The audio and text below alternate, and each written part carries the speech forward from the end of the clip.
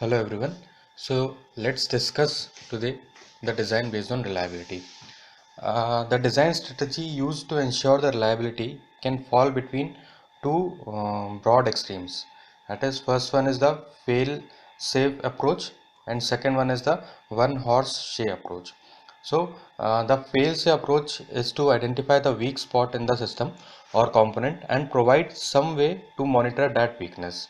Right, when the weak link fails, it is replaced just like a clutch wire in the bike or a fuse in household electrical system is replaced, right?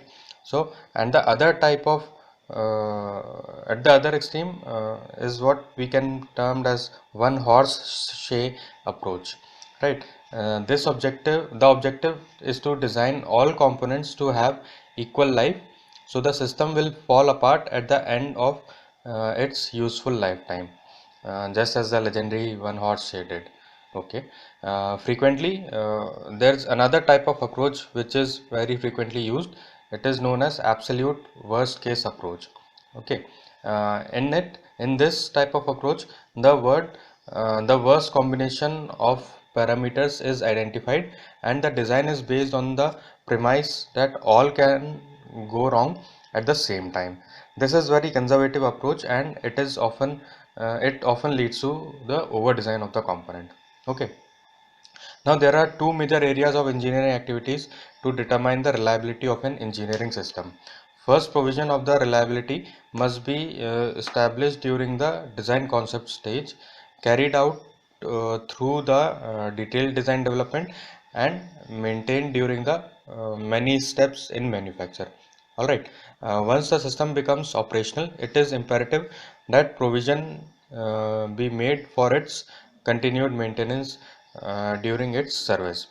The steps in building the reliability into a design are shown in this table.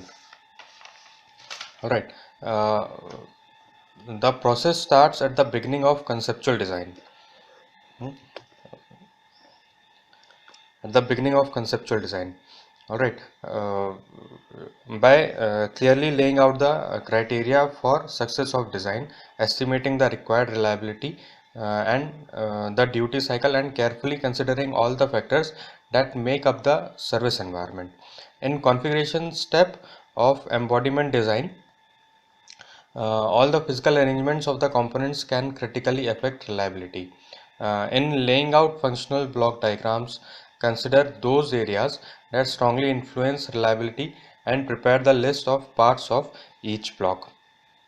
Alright, this is the place to consider various redundancies and to be sure that physical arrangement allows good access of maintenance. Alright. In the parametric step of embodiment design, select components with higher reliability, build and test both computer and physical prototypes. These should be subjected to the widest range of environmental conditions. Establish failure modes, uh, or FMEA, right, for the system and subsystems of MTBF.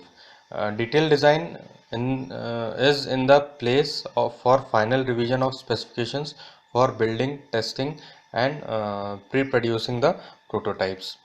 Alright, and the preparation of final production drawings. Once the design is released to the production organization and the design organization is not finished with it, production models are given further environmental tests, and these help establish the quality assurance program and the maintenance schedules. When the product is put into service with customers, there is steady feedback concerning field failures and MTBFs. MTBF is mean time between failure, and it helps in redesigning efforts and follow on of the products. Okay, so this is it for today's lecture. In the next lecture, we'll be discussing about the causes of unreliability, sources for its data, and the cost of reliability. Thank you.